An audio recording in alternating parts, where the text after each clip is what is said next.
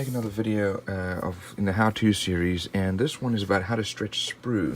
So I have here several different sprues that I have sort of kept. I keep a whole box of sprue when I do a model, and here's a very large, thick piece of sprue, some medium sizes here, and then a thinner one. This one, as you can see, has got some little pieces coming off the side.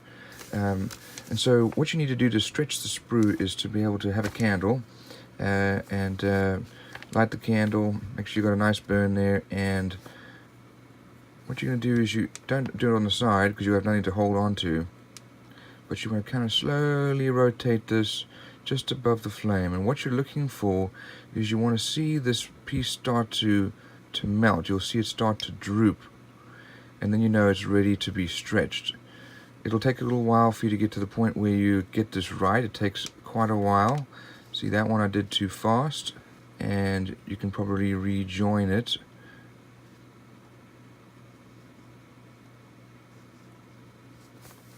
Well, maybe not on that one. Let's try this piece here and give myself a little piece to hold on to.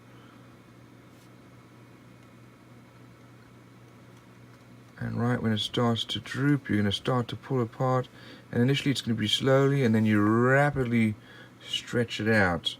And now I've got this very long piece of sprue that I've stretched out. There's the one end, here's the other end. Now while it's drying or cooling, I actually leave it hanging like this, and that helps to avoid it curling up. I use this longer, heavier end as the weight, and that helps to get it to stay straight, otherwise it curls up. So that one is now almost cool. You can hold it. The faster you pull, the thinner it gets. So I'm not going to use this piece because it won't stretch out properly, but let's get this piece here off to the side. And I don't like it to burn, so I will usually, there we go, slowly.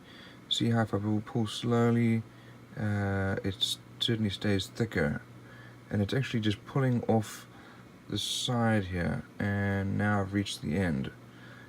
It's cooled off enough that it's not going to work anymore. So there's a thicker piece of sprue,